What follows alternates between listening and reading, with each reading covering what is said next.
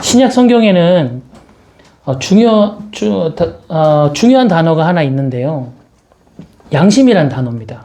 오늘 설교 제목이 선한 양심과 사랑인데 오늘 집사 직분을 받으시는 분들에게 제가 권면하고 싶은 것은 선한 양심과 사랑을 가져라 이건데요. 옆 사람에게 같이 이렇게 한번 얘기해 봅시다. 양심 있게 살고 있습니까? 이렇게 한번 물어보세요. 양심 있게. 어떠세요? 양심 있게? 양심 찔립니까? 양심 있게 잘 살고 계신가요? 양심이요. 그냥 한국말로는 좋은 마음입니다. 양이 선할 양자잖아요. 그래서 좋은 마음. 그래서 우리 쉽게 옆에 사람들한테 주변 사람들은 양심 좀 있어라. 이런 말 많이 하잖아요. 근데 성경적으로는 이 양심이라는 단어가 조금 다른 각도의 단어예요. 어떤 거냐면 저를 한번 더 따라해 주세요. 성령님이 주시는 감수성. 성령님이 주시는 감수성. 네. 성령님이 주시는 감수성이 양심이에요. 그래서 성령님이 우리가 뭘 하려고 할 때 이거 하나님이 기뻐하시는 일인데 라고 감정이 느껴지는 것. 이거 하나님이 싫어하는 건데 라고 감정이 느껴지게 하는 게 뭐예요? 성경에서는 그게 양심이에요. 그러니까 예수님을 마음에 모시고 살지 않으면 이 양심, 이 선한 양심 생길 수 있을까요? 없을까요?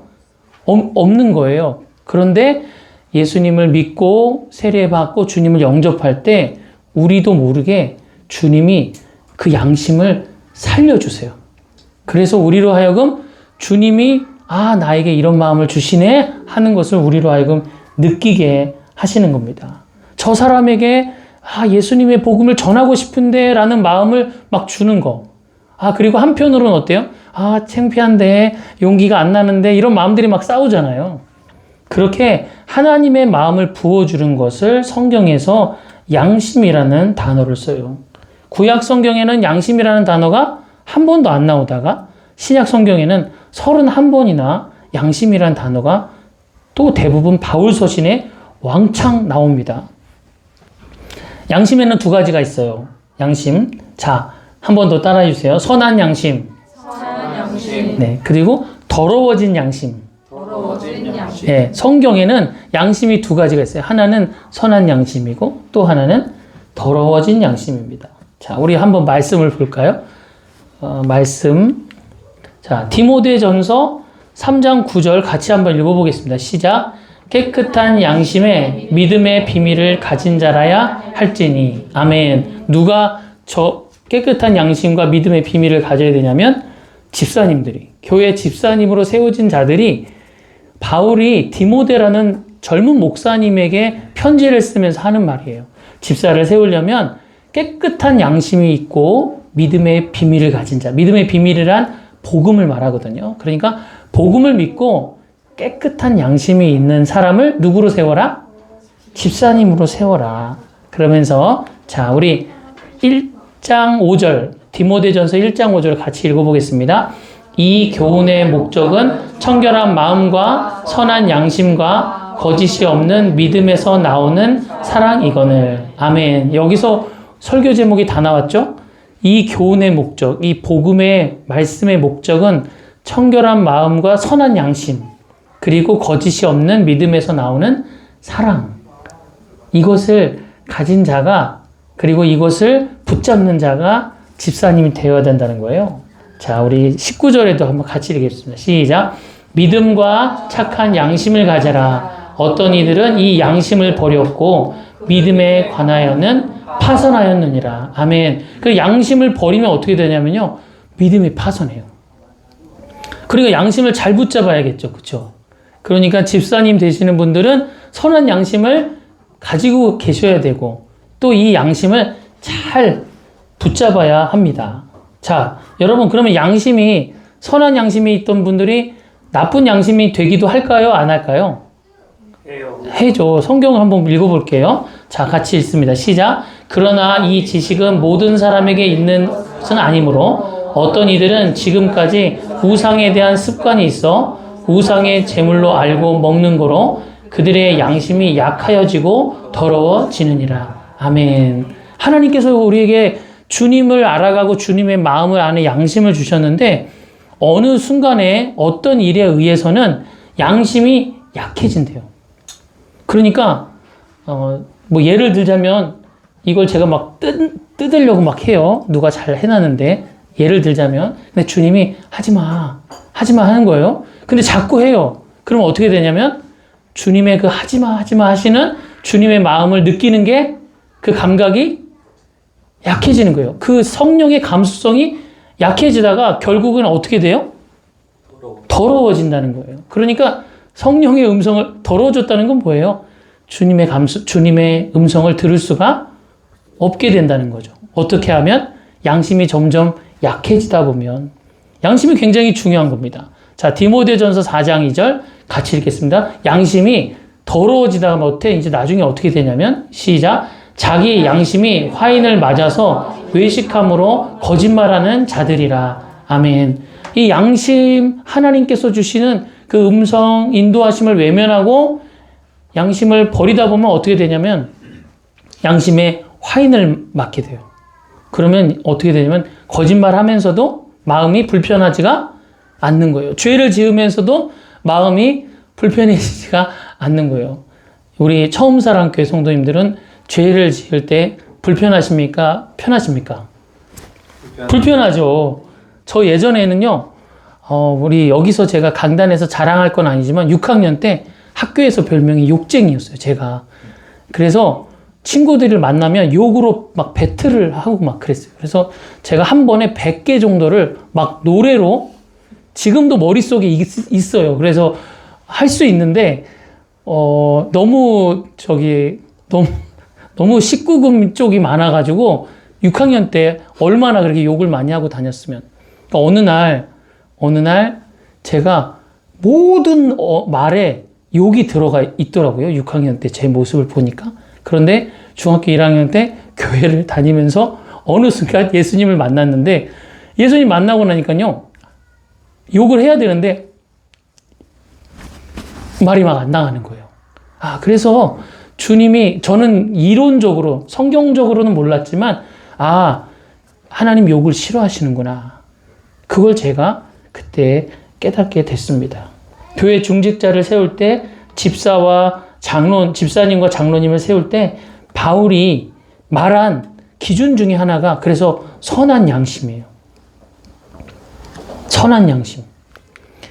깨끗한 양심에 믿음의 비밀을 가진 자라야 할지니라. 아멘. 베드로전서 우리가 찾아보진 않을 텐데요. 베드로전서 3장에 보면요. 너희가 세례를 받았지? 세례는 몸에 있는 더러운 것을 씻는 게 아니야. 여러분 지금 우리 처음 사랑교회에서 세례할 때는 이렇게 물로 이렇게 담아서 머리에 이렇게 안수했잖아요. 그런데 원래 신약 시대의 세례는 물에 몸을 완전히 담그는 거였거든요. 그러니까 몸을 완전히 씻는 거였어요. 그런데 몸을 물에 담그는 게 진짜 세례가 아니라 베드로 전서에 보면 뭐라고 했냐면요. 세례는 선한 양심의 회복이다. 우리 세례를 받으면서 어떤 고백을 하셨나요? 우리 성도님들. 아마 이랬을 거예요. 이제 예수님을 위해서 온전히 살게 하소서. 아멘. 네. 아닌데? 표정들이. 난 아닌데. 주님 뜻대로 살게 하소서. 이런 마음들이, 내가 예전에는 주님이 내 주인인지 몰랐습니다. 주님이 온 세상 만물을 창조하신 것, 내 인정하지? 네. 이거 제 패드는 아닌데. 카카오가 올리고 있어요. 노미연 언니.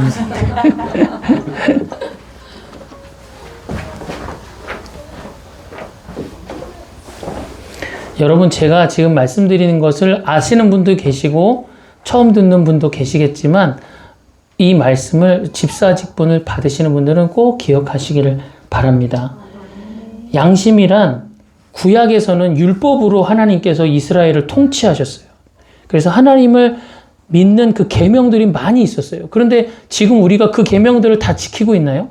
율법의 계명을 다 지키지 않아요. 그렇죠? 우리가 양을 잡거나 소를 잡거나 안식일에 어디 멀리 가지를 말다고 한다든지 뭐 이런 여러 가지 복잡한 율법 지키지 않잖아요. 신약에서 주님이 주시는 법이 뭐냐면요. 양심의 법이에요. 그래서 눈에 보이지는 않지만 주의 영이신 성령님이 우리 마음에 하나님의 법을 계속 마음에 부어주시는 것입니다. 그 은혜가 여기 계신 우리 성도님들에게 있으시기를 축복합니다. 하나님께서 우리를 심판하실 때 율법으로 심판하지 않으세요.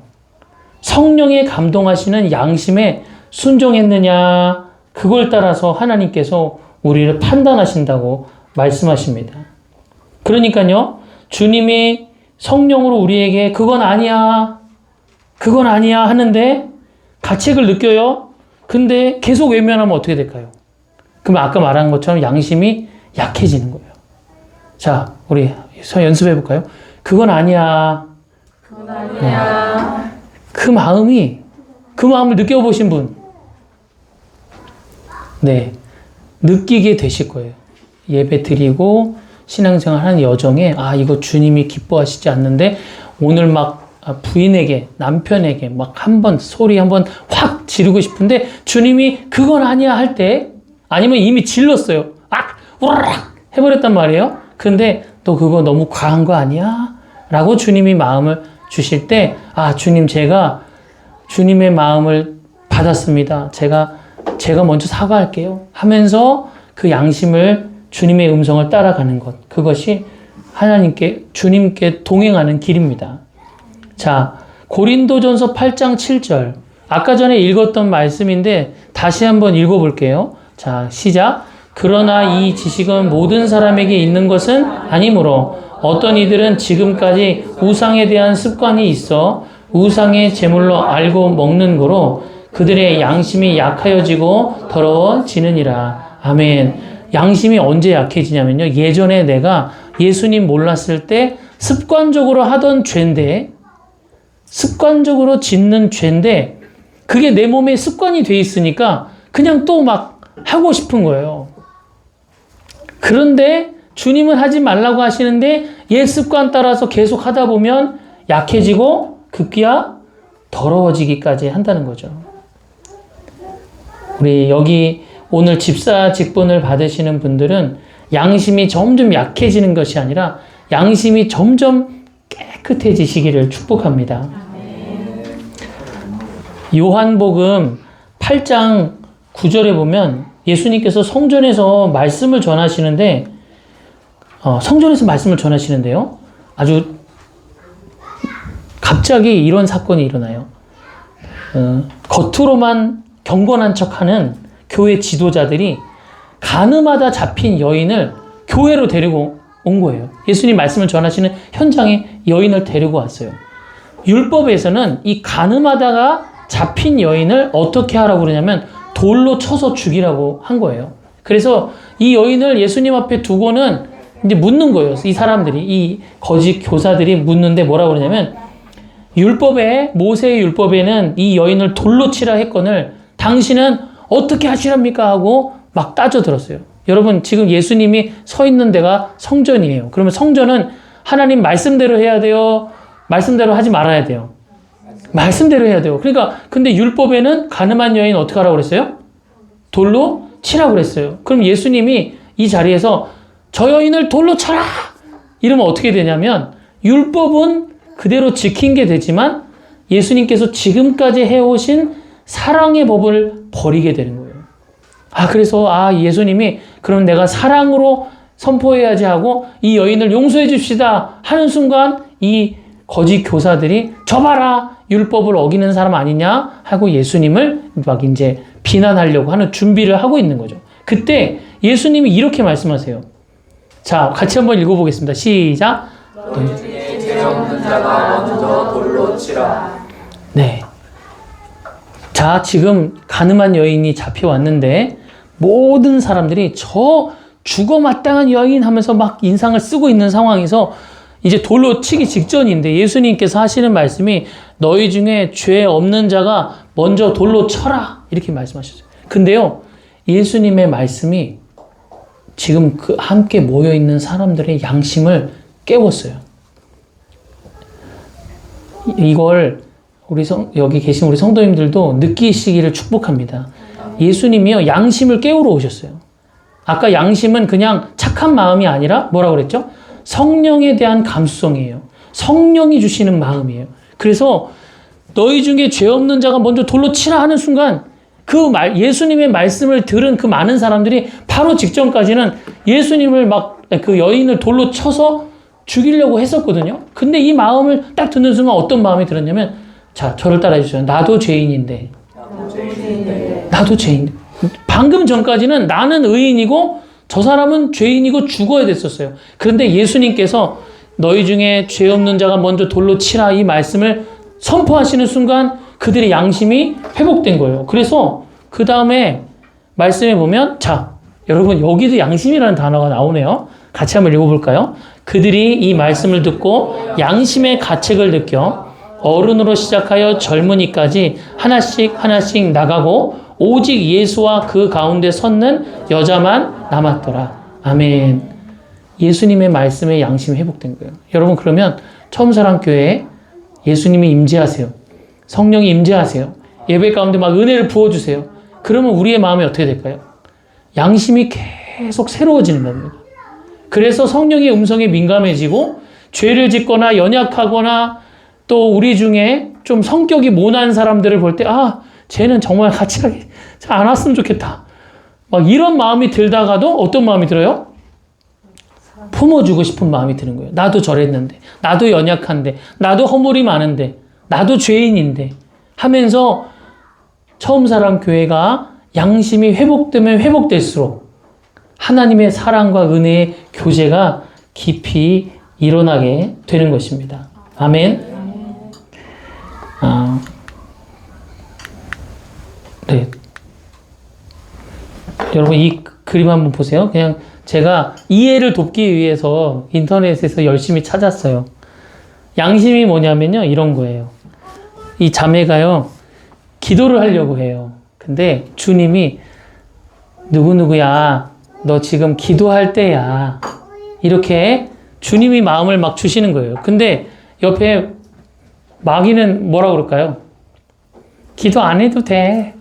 여러분, 우리 마음에 주님이 기도해야 되는데 라는 마음을 주실 때는 뭐 해야 될까요?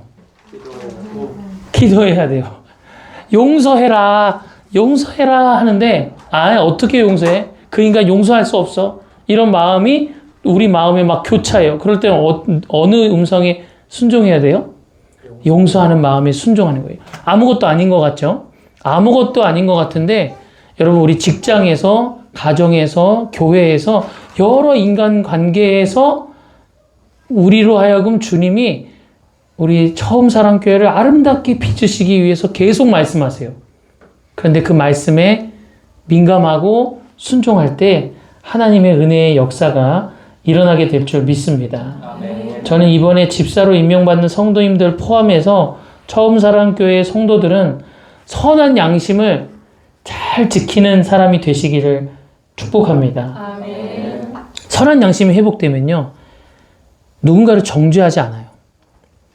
죄가 많아도, 연약함이 있어도 정죄하지 않아요. 내가 좀 더 믿음이 좋다고 자랑하지도 않고, 내가 더 헌신한다고 다른 사람들한테 의시되지도 않아요. 내가 다른 사람보다 헌금을 더 많이 하고 뭔가 드리는 게 많다고 해서 내가 높아질 필요도 없어요. 왜냐하면 모든 것을 주님이 주신 것을 알기 때문에. 여러분, 우리가 여기 있는 것은 주님의 은혜인 줄 믿습니다. 내가 받을 수 없는 사랑을 받았다는 것을 내 양심이 깨닫게 되는 거예요. 아, 내가 받을 수 없는 사랑을 받았구나. 예수님이 나를 위해서 죽으시다니. 이 받을 수 없는 사랑 받은 것이 내 마음에 믿음에 확증되니까 다른 사람에 대해서 품고 사랑하는 마음들이 생기는 것입니다. 그래서 앞으로요, 우리 여기 계신 우리 성도님들, 기도해야겠는데 쉬어야겠는데 이런 마음이 동시에 와요. 그럼 어떻게 해야 돼요? 네, 기도하시기를 바랍니다. 아멘. 자, 우리 옆 사람을 보면서 두 마음이 있으면 기도합시다. 교회에 왔는데 이거 내가 섬겨야겠는데, 그런데 한편으로는 다른 사람도 안 하는데 이런 마음이 들어요. 그럴 때는 어떻게 해야 돼요? 섬기는 거예요. 누가요? 우리 집사님들이. 집사님들은 다른 사람도 안 하는데 나도 안 해. 이게 아니라 다른 사람이 안 하더라도 이건 내가 해야겠다. 그것이 하나님께서 우리 마음에 양심해 주시는 음성에 순종하며 나아가는 것입니다. 이거 하나님 기뻐하실 텐데 그러면 하는 거예요. 이거 하나님 기뻐하지 않을 텐데 그러면 안 하는 거예요. 그것이 성령님께서 우리에게 주시는 양심을 통해서 인도하심을 받는 것입니다. 여러분, 찬양 중에 성령의 인도하심을 받으라는 찬양, 하나님의 말씀의 인도하심을 받으라는 찬양이 되게 많잖아요. 근데 주님의 음성 귀로 잘 들려야 안 들려요? 네? 귀로, 우리 육신의 귀로 주님의 음성 들립니까? 안 들립니까? 잘 안 들리죠. 그런데 어떻게 인도하심을 받겠어요? 주님이 우리 마음으로 역사해 주시는 거예요. 아까 신약 성경에 그 양심이라는 단어가 몇 번 나온다고 그랬죠? 혹시 기억나시는 분 계세요? 네, 와. 네, 감사합니다. 31번. 우리 여기 뒤에 계신, 목사님 뒤에 계신 성도님, 사모님 앞에, 사모님 앞에 계신 성도님께 다음 주에 꼭 선물을 드려주시기를. 31번이 양심이라는 단어가 계속 나와요. 마치 성령님을 따라가는 것이 그거라고 말씀하시는 것처럼 양심에 대한 이야기가 반복됩니다. 여러분, 우리 마음에 작은 마음을 주실 때에 그 작은 마음에 민감하세요. 하나님이 우리에게 뭔가를 주실 때요, 작은 것을 소중히 여기잖아요? 그럼 하나님 더 큰 것을 주세요. 근데 하나님이 주시는 작은 거를 별로 소중하게 여기시지 않으면은 하나님께서 큰 거를 주실 수가 없어요. 우리 여기 계신 성도님들, 제가 오늘 양심에 대한 이야기를 많이 했는데요. 주님이 주시는 마음에 민감하시기를 축복합니다. 아멘. 제가 오늘 설교 제목에 선한 양심과 사랑이라고 했는데, 사랑에 대해서 우리 집사님 되시는 분들에게 권면을 드리고 싶습니다. 성경에서요, 집사라는 직분은 그리스어로, 저를 따라해 주세요. 디아코니아예요. 이거 목사님도 가지고 계시고 저도 있는 성경 사전에서 제가 캡처한 건데요. 디아코니아. 집사라는, 우리가 집사라고 부르지만 여기 보니까 맨 위에 집사는 뭐라고 그래요? 하인들, 섬기는 자, 사환, 일꾼, 사역자, 일꾼, 섬기는 사람. 집사는 뭐예요? 결론은 섬기는 자예요. 다 알고 계셨나요? 혹시 지금 오늘 집사 직분 받아야 되는데, 이거 잘못됐구나. 이거 내가 이거 안 하려고 했는데, 혹시 그런 마음은 아니실지 모르겠어요. 집사가 된다는 건요, 섬기는 자로 부르심을 받는 거예요. 여기 계신 분들, 저를 포함해서 다 비슷할 것 같아요. 시중 드는 게 좋습니까? 시중 드는 그 섬김을 받는 게 좋습니까? 육체로는 받는 게 좋죠. 여러분, 호텔 같은 데 가도, 여관, 모텔 이런 데 가면 막, 이렇게 칫솔 같은 거 막 그냥 카운터에 막 던지고 가져가라고 그렇게 하지만, 호텔에서는, 이렇게 막, 오셨어. 막 이렇게 하잖아요. 그리고 비싼 차 타고 이렇게 딱 들어가면은 막 발리 파킹도 해주고, 근데 여관, 모텔 이런 데는 그냥 나 혼자 해야 되잖아요. 우리 섬김을 받는 게 다 좋아요. 처음 사랑 교회에서 가장 잘 섬기는 사람이 누구십니까? 목사님 빼고. 다 잘 섬깁니다. 네. 이미 집사님이신 분들, 와, 한번 손 들어주세요. 이미 집사님. 네. 두 분에 감사합니다. 박수 한번 쳐주세요. 섬김을 잘 하시는 분들 참 감사한데, 우리는 다 똑같아요. 다 우리는요, 섬김을 받기가 좋아요.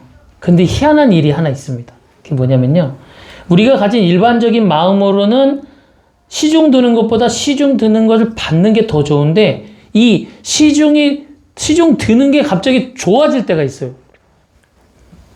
시중 드는 것이 당연히 힘든데 어떤 순간에 막 시중을 들고 싶어져요. 언제일까요? 언제냐면요, 그 대상을 향한 사랑이 시작됐을 때예요. 우린 모두는 다 시중 드는 게, 시중됨을 받는 것보다 더 어려워요. 그냥 섬김을 받고 싶어요. 섬기는 것보다 섬김을 받고 싶은데, 어느 순간에 막 섬기고 싶냐면요, 그 대상을 향해서 사랑이 시작됐을 때. 사랑하면요, 이상하게 계속 주고 싶어요. 제가 여기 저희 아들이 와 있는데요. 여기 지금, 여기 쥐색, 저기 모자티 입은 친구가 제 아들인데요.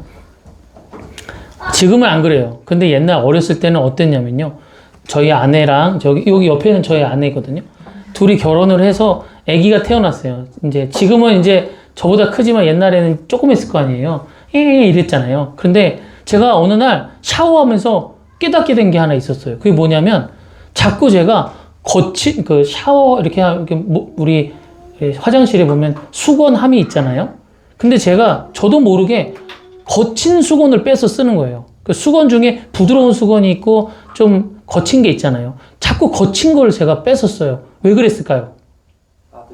아들 부드러운 거 쓰라는 마음이 저도 모르게 일어나서, 아, 내가 거친 걸 먼저 써야 우리 아들이 부드러운 거 쓰겠구나라는 마음이 생기는 거예요. 여러분, 저도 부드러운 게 좋겠습니까? 거친 게 좋겠습니까? 저도 부드러운 게 좋죠. 근데 사랑하니까 부드러운 걸 양보하고 싶어지는 거예요. 사랑하면요, 시간 주는 게 아까워요? 안 아까워요?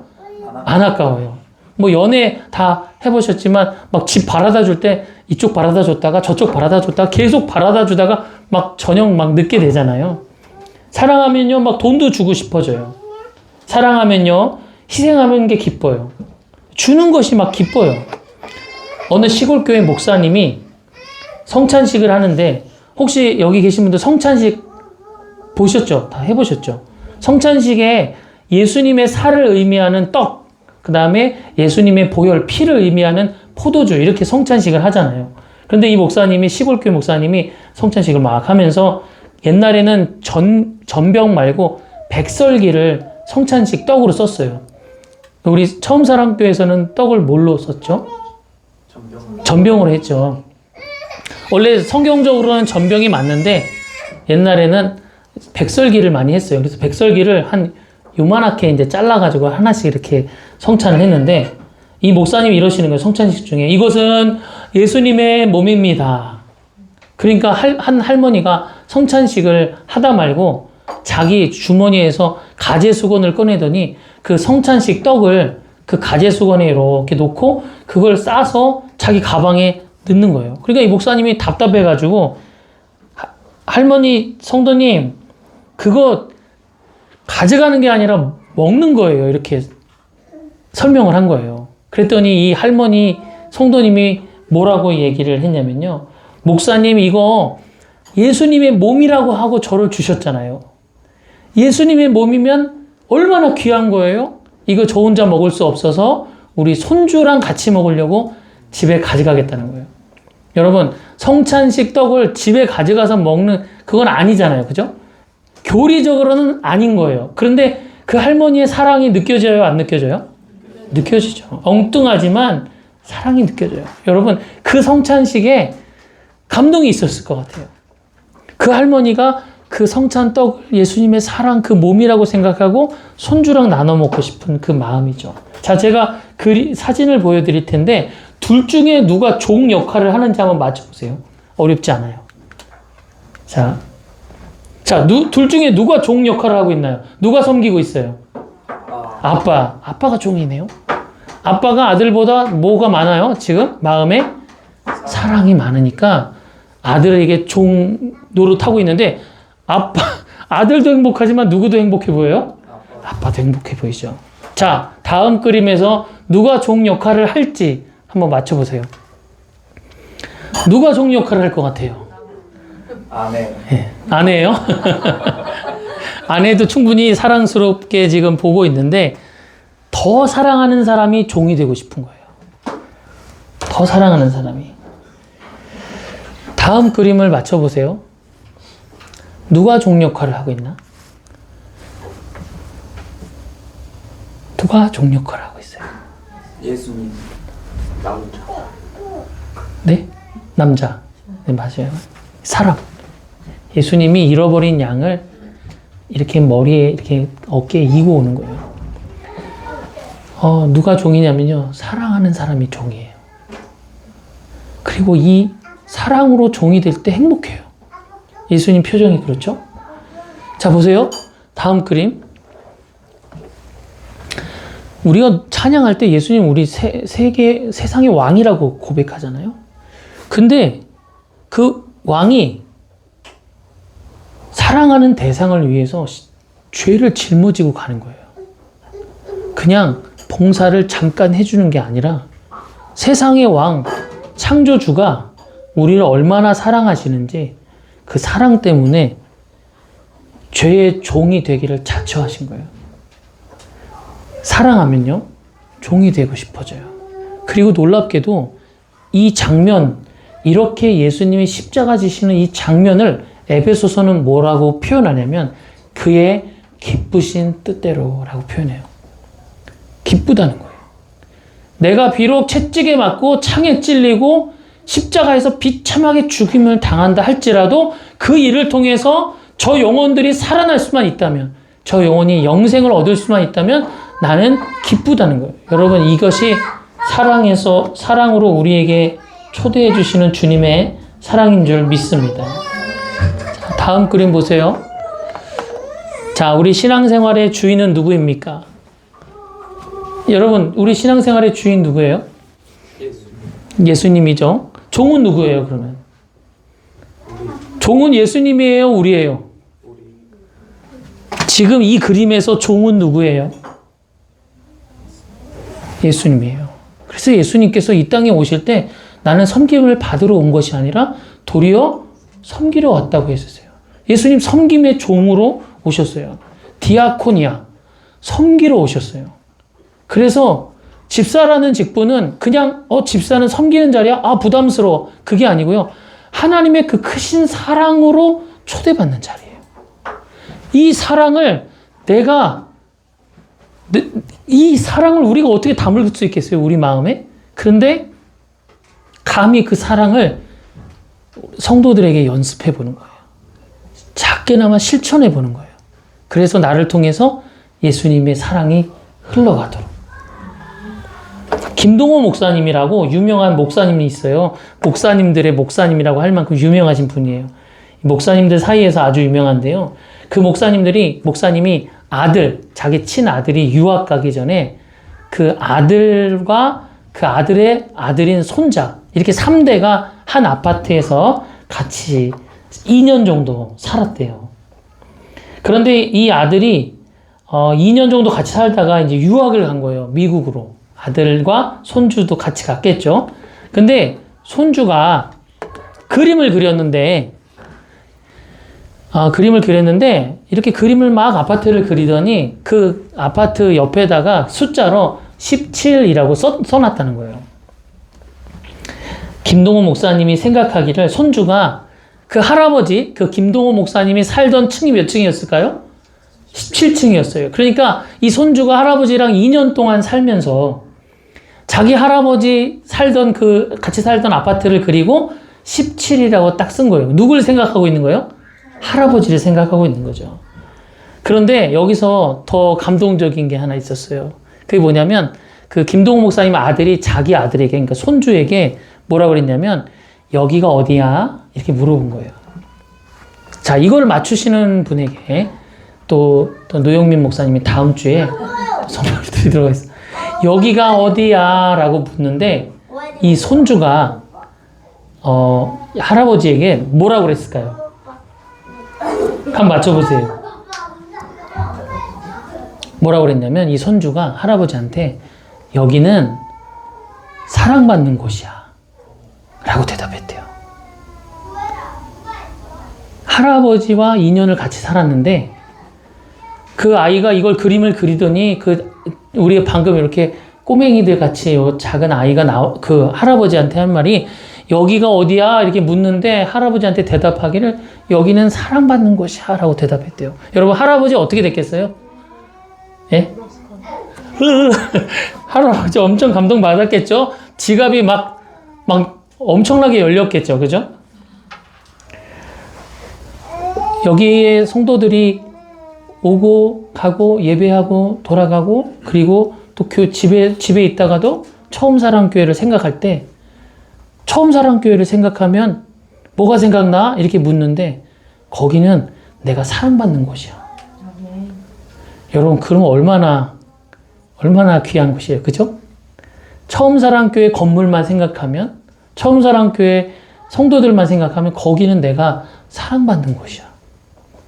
여러분 교회 이름도 너무 잘 지었잖아요. 그죠? 처음사랑. 처음사랑. 여기 계신 우리 성도님들, 특별히 오늘 집사로 직분을 받으시는 분들이 내가 이 사랑 나누어주는 직분자가 돼야겠다. 이렇게 결단하시기를 축복합니다. 네. 사랑은 우리를 위대한 종의 자리로 인도하세요. 행복한 섬김의 자리로 인도해 주십니다. 네, 괜찮아요. 마지막으로 제가 집사님 되시는 분들께 권면을 하나 드리고 싶은데요. 여러분, 교회는 집사만 직분이 있는 게 아니라 목사라는 직분도 있고 권사라는 직분도 여러 가지 직분이 있잖아요. 그런데 목사라는 직분이 가진 기능이 있어요. 그게 뭐냐면 목사님은 교회에서 말씀과 기도에 전무하는 게 목사님의 가장 주된 일입니다. 그러니까요, 우리 집사님 새로 되시는 분들이 이런 마음으로 교회를 섬기셨으면 좋겠는데요. 목사님이 말씀에 집중하실 수 있도록 나는 다른 것을 잘 도와야지. 이런 마음을 가져주시면 좋아요. 왜냐하면 목사님이 계급이 위에 있고 우리 목사님이 우리 교회에서 대장이니까 이런 거 아닙니다. 저희 둘째 아들 여기 오늘 안 왔는데 저한테 가끔 질문하는 게 있어요. 제가 산정동 교회거든요. 산정동 교회에서 아빠가 짱 아니야? 막 이런 말을 가끔씩 물어봐요. 아직은 뭐 어리니까. 근데 여러분 우리 알잖아요. 교회에서는 짱 없어요. 다 섬김의 직분입니다. 성경에서도 목사가 설교한다고 할 때 설교하다라는 단어가 원어로 찾아보면 섬기다예요. 목사는요, 말씀과 기도로 섬기는 것입니다. 집사님은 또 다른 일들로 섬기는 거예요. 그래서 우리 새로 집사 직분을 받으시는 분들에게 제가 권면을 드린다면 우리 목사님이 말씀에 전무하실 수 있도록 잘 섬겨주시기를 축복합니다.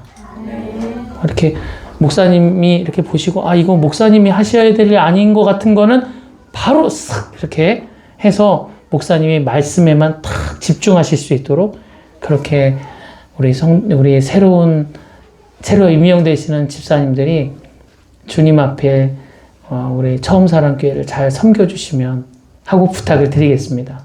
제가 오늘 3가지를 말씀드렸는데 첫 번째는 선한 양심을 가져라. 두 번째는 사랑의 종이 되라는 거예요. 세 번째는 이 집사님으로서 목사님의 이 말씀과 기도 사역을 잘 하실 수 있도록 도와줘라. 그렇게 될 때 우리 이번 집사직분을 받으시는 분들을 통해서 하나님께서 놀라운 일들을 이루어 주실 줄 믿습니다. 아멘. 아멘. 그래서 제가 기도 제목을 드리고 같이 기도했으면 좋겠는데요. 제목이 안 떠 있나요? 안 떠 있네요. 네. 기도 제목을 제가 읽어 드릴게요. 세 가지인데요. 첫 번째는 주님이 주시는 마음에 민감하게 해주세요. 자, 따라해 볼까요? 주님이 주시는 마음에 민감하게 해주세요. 시작. 주님이 주시는 마음에 민감하게 해주세요. 자, 오늘 집사님 직분 받으시는 분, 손 한번 들어주시겠어요? 네, 2분? 3분? 네, 3분. 3분만 한번 고백해 봅시다. 주님이 주시는 마음에 민감하게 해주세요.